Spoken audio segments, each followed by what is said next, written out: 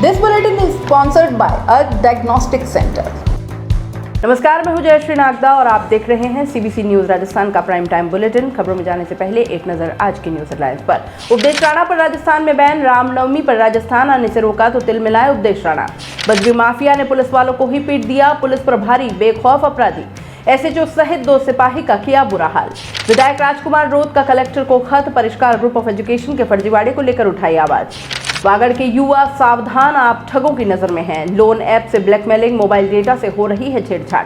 जब एक आईएएस को एक जर्नलिस्ट से हो गया प्यार, उम्र के इस पड़ाव पर डॉक्टर राकेश पाठक और आईएएस शैल बाला के प्यार की खूबसूरत कहानी। और अब खबरें विस्तार से। करौली की घटना के बाद राजस्थान में प्रशासन अलर्ट है। नवरात्र और रमजान को देखते हुए धारा 144 लागू कर दी गई है। रैली, जुलूस, शोभा यात्राओं पर बैन लगाया जा रहा है। पुलिस दंगाई तत्वों से सख्ती से निपटने के दावे कर रही है। ऐसे में राजसमंद में देवगढ़ में निकलने वाली शोभा यात्रा व धर्म सभा को प्रशासन ने अनुमति नहीं दी है। साथ ही हिंदूवादी नेता उपदेश राणा की राजस्थान में एंट्री को भी बैन कर दिया है। आखिर कौन है ये उपदेश राणा, देखिए। मेरठ के हिंदूवादी नेता उपदेश राणा अपने बयानों और कार्यों के कारण सुर्खियों में रहे हैं। उपदेश के सोशल मीडिया पर लाखों फॉलोअर्स हैं। उपदेश के वीडियोस को कई बॉलीवुड एक्टर्स भी शेयर करते हैं। हिंदूवादी संगठनों में उपदेश खासे लोकप्रिय हैं। वे तब सुर्खियों में आए जब प्रधानमंत्री मोदी के खिलाफ फतवा जारी करने वाले एक व्यक्ति को उपदेश और उसके साथियों ने धर्मस्थल पर घुसकर पीटा था। इसके अलावा भी उनके खिलाफ विवादित बयानों के आरोप रहे हैं। ऐसे में राजसमंद प्रशासन ने उपदेश राणा के नाम से खास लेटर जारी कर उनके राजस्थान आने पर रोक लगा दी है। राजसमंद प्रशासन की ओर से लगाई गई रोक के बाद उपदेश ने वीडियो जारी कर बताया कि वे राजस्थान आने के लिए निकल चुके हैं, रास्ते में हैं, लेकिन वहां के प्रशासन ने रोक दिया। क्या मैं भारत का नागरिक नहीं हूं? उन्होंने कन्हैया कुमार का नाम लेकर कहा कि उनके खिलाफ देशद्रोह के मामले हैं, फिर भी वे पूरे देश में कहीं भी घूम सकते हैं, लेकिन मैं नहीं। क्या राजस्थान में सांस लेने के लिए भी परमिशन लेनी पड़ेगी? रामनवमी पर जिले के देवगढ़ में निकलने वाली शोभा यात्रा और धर्म सभा को प्रशासन ने अनुमति नहीं दी है और इसी कार्यक्रम में भाग लेने उपदेश राणा आने वाले थे। आयोजक बजरंग दल और विश्व हिंदू परिषद ने अनुमति मांगी थी। प्रशासन ने आदेश जारी कर अनुमति नहीं दी। देवगढ़ एसडीएम सीपी वर्मा की ओर से कहा गया कि विहिप और बजरंग दल ने 10 अप्रैल को रामनवमी पर कार्यक्रम करने की अनुमति मांगी थी। आयोजन में उपदेश राणा धर्मसभा को संबोधित करने वाले थे। ऐसे में शांति व्यवस्था भंग होने की संभावना थी, सांप्रदायिक तनाव के हालात बन सकते थे, इसलिए अनुमति नहीं दी। अब अगर उपदेश आए तो क्या होगा और ना आए तो क्या होगा? देवगढ़ थानाधिकारी शैतान सिंह ये कहते हैं कि रामनवमी पर जुलूस और सभा करने से नहीं रोका है, कानून के दायरे में ये कर सकते हैं। उपदेश राणा का संबोधन एग्रेसिव होता है, इसलिए एहतियातन रोक लगाई गई है। अगर राणा फिर भी आते हैं तो उच्च अधिकारियों के निर्देश अनुसार कार्रवाई की जाएगी। वहीं देवगढ़ बजरंग दल अध्यक्ष नरेश गायरी का कहना है कि प्रशासन द्वारा दिए गए आदेश को लेकर स्थानीय हिंदू संगठनों में आक्रोश है। प्रशासन ने दोपहर बाद कलेक्टर की अध्यक्षता में बैठक का आयोजन करने को कहा है। बैठक के बाद ही निर्णय लिया जा सकेगा।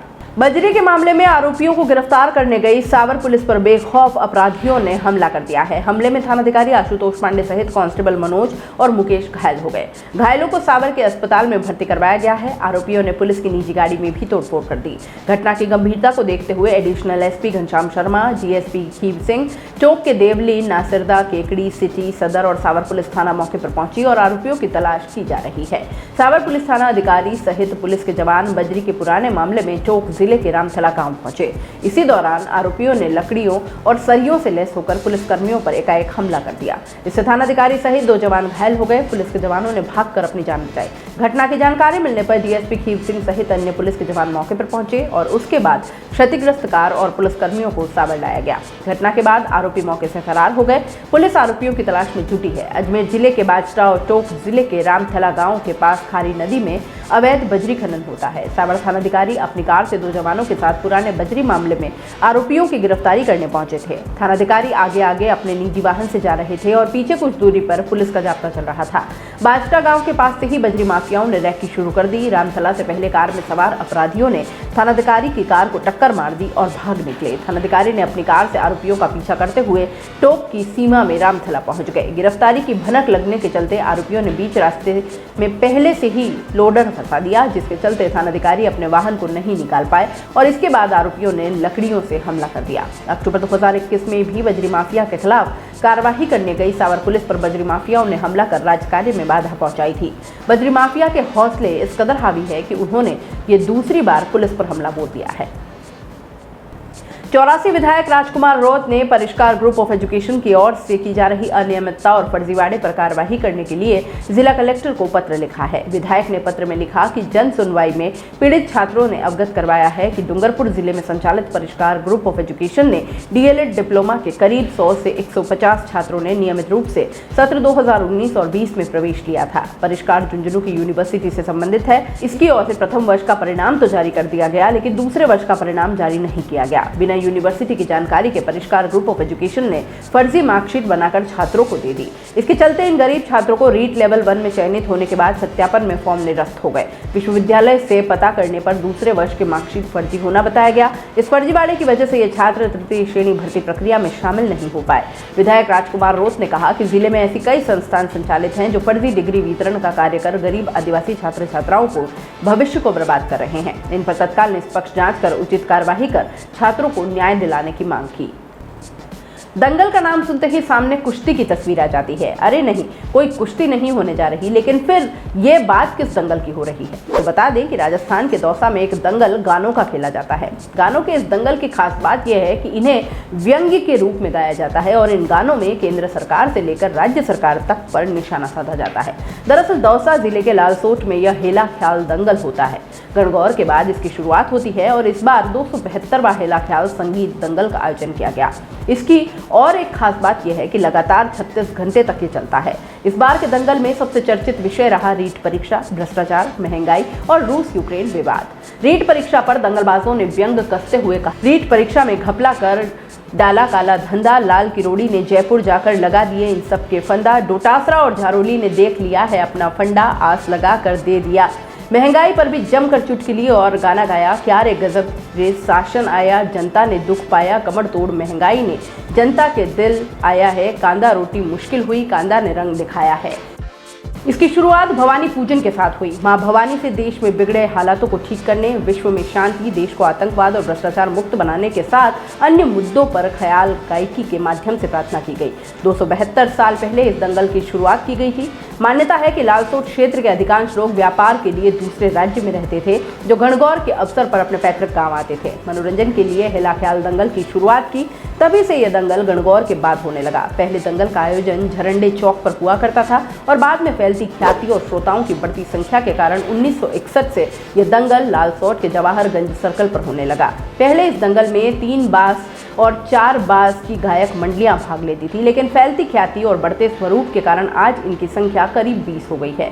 प्रत्येक गायक दल में से 40 से 50 गायक कलाकार भाग लेते हैं। खास बात यह है कि इसमें पुराने म्यूजिकल इंस्ट्रूमेंट का उपयोग होता है। इनमें बाजा, ढप, घेरे, मंजीरा, ढोलक, खड़ताल, पूंगी, ढोल, चंड, चिमटा सहित अनेक पुराने म्यूजिकल इंस्ट्रूमेंट का उपयोग होता है। दंगल की परंपरा को जीवित रखने में लोक कवि हजारीलाल ग्रामीण का इसमें अहम योगदान रहा है। इस हेला ख्याल दंगल को सुनने के लिए मध्य प्रदेश, महाराष्ट्र, छत्तीसगढ़, गुजरात, आंध्र प्रदेश, कर्नाटक सहित देश के विभिन्न प्रांतों में बसे प्रवासी राजस्थानी यहाँ पहुँचते हैं। रजवाड़ा काल में यह हेला ख्याल संगीत दंगल तेल की मशालों के बीच होता था और इसके लिए तत्कालीन रजवाड़ों द्वारा तेल उपलब्ध करवाया जाता था। मशालची तैनात रहते थे। मीठे तेल की जलती मशालों के बीच इस दंगल में लोक गायक अपनी काव्य रचना की बेहतरीन प्रस्तुति देते थे और इस दंगल में करीब 30 से 40 हजार श्रोता भाग लेते हैं। घूंघट जो महिलाएं पहनती हैं उन्हें आप कहीं पिछड़ी या कमजोर नहीं मान लेना। ये वो महिलाएं हैं जो घूंघट पहनकर अपनी परंपराएं भी निभा लेती हैं और बड़े बुजुर्गों की बात भी रख लेती हैं। लेकिन अगर बात इनका जज्बा पर रखने की आए तो ये इस घूंघट को ढाल भी बना लेती हैं, इसे रोड़ा नहीं बनने देती। बात हो रही है राजस्थानी महिलाओं की और इनके घूंघट में महिलाओं की कबड्डी और धोती साफा पहने बुजुर्गों की दौड़ की। ये सुनकर एक बार लग रहा होगा कि ऐसा कैसे हो सकता है। ऐसा ही अनूठा कंपटीशन हुआ जोधपुर में। शुक्रवार सुबह इसकी शुरुआत महिलाओं की रेस से हुई। इसमें देवरानी, जेठानी और ननंद समेत अन्य महिलाओं ने घूंघट में दौड़ भी लगाई और कबड्डी भी खेली। जोधपुर जिले के बिलाड़ा तहसील के भावी गांव में 14 अप्रैल को श्री सती माता सीलू देवी सारण मंदिर के जीर्णोद्धार का कार्यक्रम होना है। यह कार्यक्रम 7 दिनों तक चलेगा। बुधवार को इसी कार्यक्रम के तहत महिला और पुरुषों की दौड़ और कबड्डी का आयोजन किया गया। इस दौरान शहीद भगत सिंह स्टेडियम में 11 तरह के कंपटीशन हुए। उसका नेतृत्व एयरफोर्स से रिटायर्ड नारायण सारण और राकेश सारण ने किया। कंपटीशन में 26 से 50 साल की 28 महिलाओं और 60 से 75 साल के बुजुर्गों ने हिस्सा लिया है। 18 महिलाओं ने घूंघट में 100 मीटर तक की दौड़ लगाई। 24 बुजुर्गों के बीच 100 मीटर की रेस हुई। महिलाओं की रेस में खास बात यह थी कि इनमें देवरानी, जेठानी और ननंद को एक साथ दौड़ाया गया। महिलाओं की रेस में रुक्मा देवी पहले नंबर पर रही, श्रेणी देवी दूसरे और सुमन तीसरे नंबर पर रही। इसमें रुक्मा देवी जेठानी और सुमन देवरानी हैं। बुजुर्गों की दौड़ में जुगराम सारण पहले, खेताराम सारण दूसरे और दयाराम सारण तीसरे नंबर पर रहे। विजेताओं को 13 अप्रैल को होने वाले जागरण कार्यक्रम में सम्मानित किया जाएगा। महिलाओं की दौड़ में एक महिला गिर भी गई। फुर्ती के साथ वो दोबारा उठी और दौड़ने लगी। इसके बाद जींस पहनी लड़कियों और घूंघट डाली महिलाओं के बीच कबड्डी का रोमांचक मुकाबला भी हुआ। सिर्फ 5 मिनट में 15,000 का लोन, कोई पेपर वर्क नहीं, सिर्फ आधार कार्ड और पैन कार्ड की जरूरत है। आपका सिविल स्कोर बहुत अच्छा है इसलिए लोन दे रहे हैं, कोई झंझट नहीं। आपको भी अगर ऐसे ही कॉल आते हैं तो सावधान हो जाइए, क्योंकि इस तरह के लुभावने ऑफर में युवा लोन ऐप के जरिए साइबर ठगी के दलदल में फंसते जा रहे हैं। 22 से 33% ब्याज दर तथा प्रोसेसिंग फीस के नाम पर भी मोटी राशि वसूली जा रही है। डूंगरपुर में 50 से अधिक युवा ठगों का शिकार हो चुके हैं, लेकिन सामने आने से कतरा रहे हैं। खेल तो शुरू हुआ कोविड के दौरान, लेकिन यह खेल अब भी जारी है। ऐप डाउनलोड करने के साथ ही आप जो अलाउ फटाफट से दबाते रहते हैं ना, बस यहीं से आप सब कुछ उनके हाथों में सौंपते चले जाते हैं। मोबाइल एक्सेस ठगों तक पहुंच जाता है और उनके नाम से लोन उठाया जा रहा है। Cash loan, magic money, easy loan, cash pocket, loan go, easy credit समेत 2 दर्जन ऐप लोन बांट रहे हैं। मोटी ब्याज पर राशि चुकाने के साथ ही युवा ब्लैकमेलिंग का भी शिकार हो रहे हैं। मनचाही रकम नहीं मिलने पर ठग मोबाइल डेटा से छेड़छाड़ कर अश्लील फोटो वायरल करने की धमकी दे रहे हैं। मोबाइल पर किसी ने 10,000 रुपए का लोन लिया, 2,000 रुपए की 5 किश्त तय कर ली और जिसे 15 दिन में चुकाने का समय तय कर दिया जाता है, पर इसके बाद 10 दिन में राशि चुकाने की शर्त थोपकर अतिरिक्त राशि मांगते हैं। अंतिम दिन राशि चुकाने पर और चार्ज जोड़ दिया जाता है। सामान्य जानकारी देने के दौरान मोबाइल का कंट्रोल चला जाता है। ठगों के पास लोन ऐप में जानकारी भरने के बाद दौरान अलाउ पर क्लिक करने पर मोबाइल के सारे एक्सेस ठगों को मिल जाते हैं। साइबर ठग मोबाइल को अपने हिसाब से कंट्रोल करते हैं और इसके बाद वह किस्त की राशि को भरने के कॉल करते हैं। ऐप पर मांगी जाने वाली अधिक राशि नहीं देने पर अश्लील फोटो लगाकर परिजनों को भेजने की धमकी देते हैं। साथ ही अभद्र भाषा में बात भी की जाती है।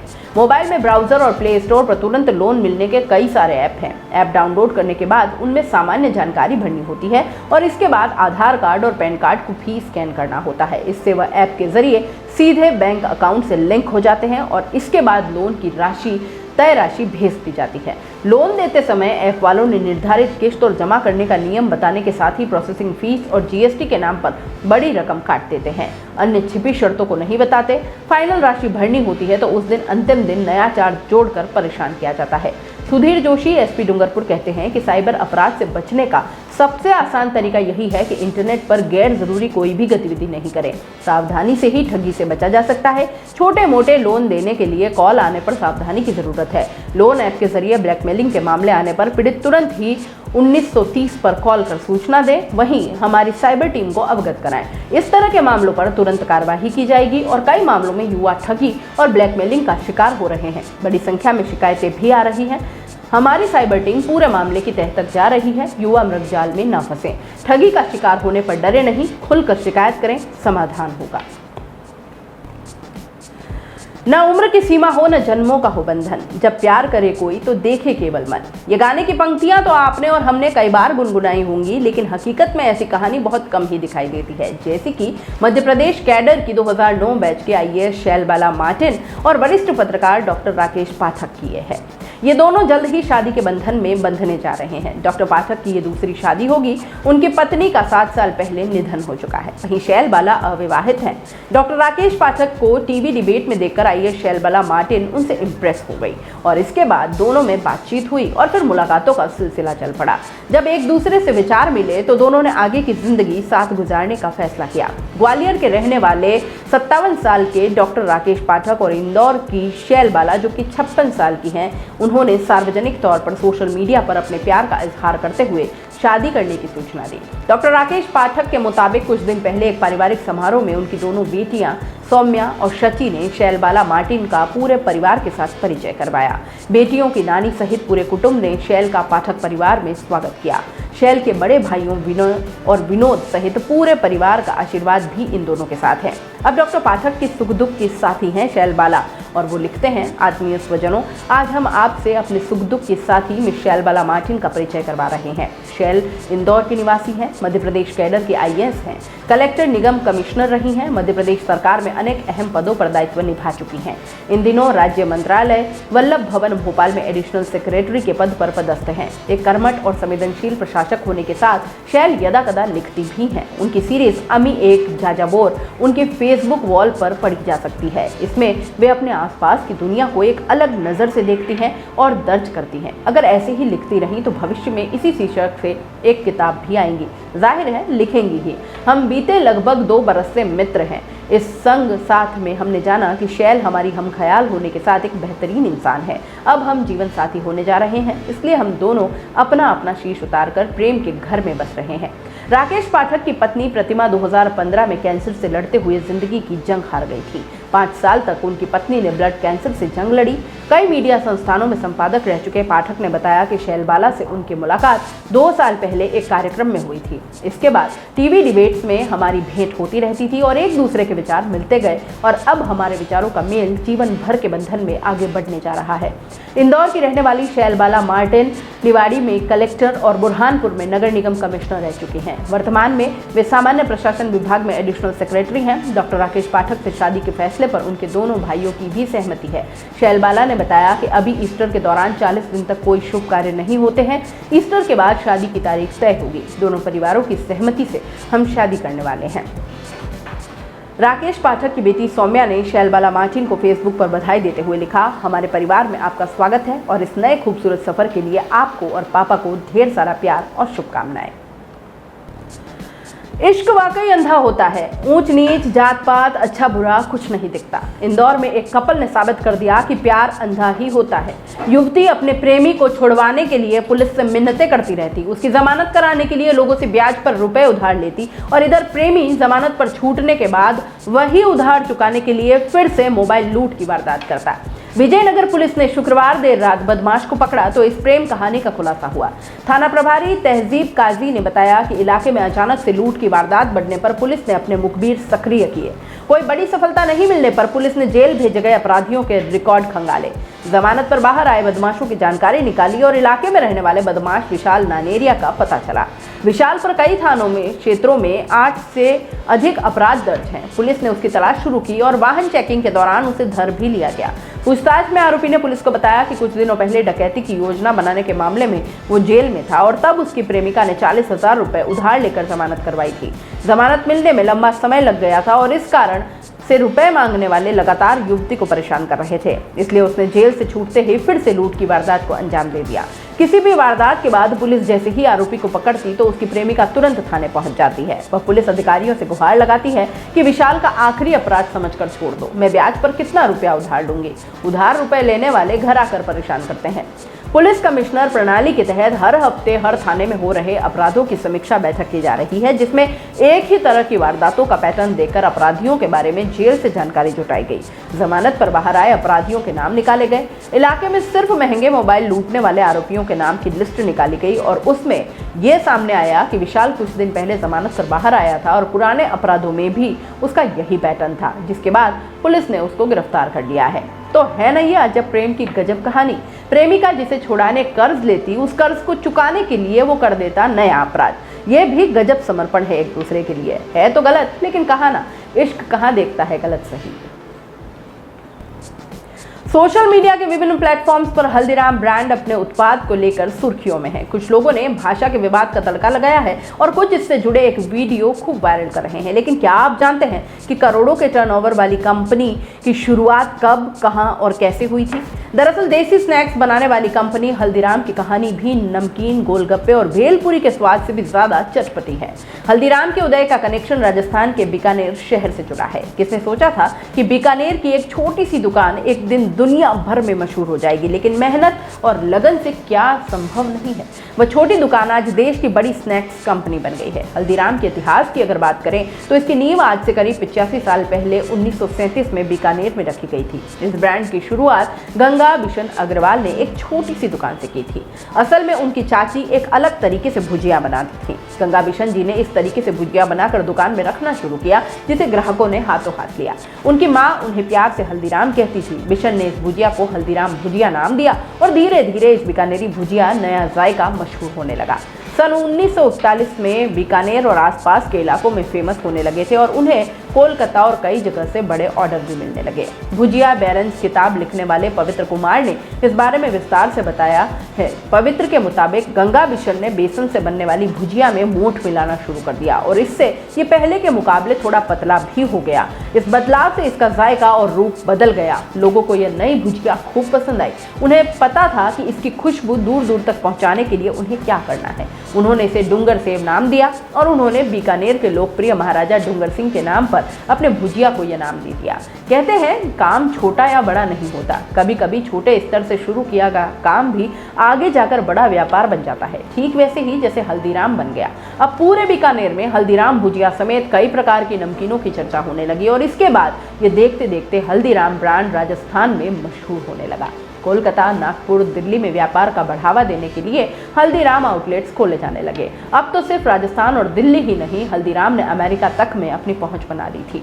हल्दीराम का बीकानेर से बाहर पहला मैन्युफैक्चरिंग प्लांट कोलकाता में शुरू हुआ था और इसके बाद 1970 में जयपुर और 1982 में दिल्ली में आउटलेट्स खोले गए। 2003 में इसके उत्पाद अमेरिका में निर्यात होने लगे। एक रिपोर्ट के मुताबिक 2013 और 14 में उत्तर भारत में हल्दीराम का मैन्युफैक्चरिंग रेवेन्यू 2100 करोड़ रुपए का था। वेस्ट और साउथ इंडिया में सालाना सेल 1225 करोड़ रुपए थी। 2019 में कंपनी का रेवेन्यू 7130 करोड़ रुपए रहा। उत्तर भारत में इसके 50 से अधिक आउटलेट्स हैं और 100 से अधिक उत्पादों का निर्माण किया जाता है।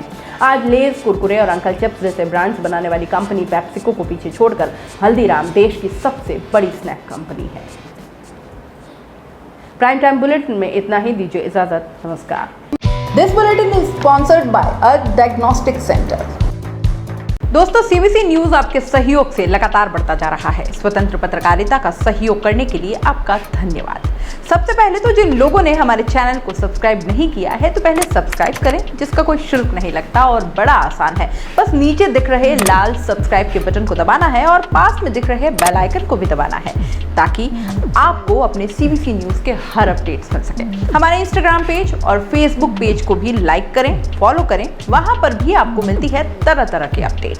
हम पूरे राजस्थान से आपके लिए लाते हैं वो खास खबरें जो आपके लिए जरूरी है, और वो भी पूरी बेबाकी के साथ।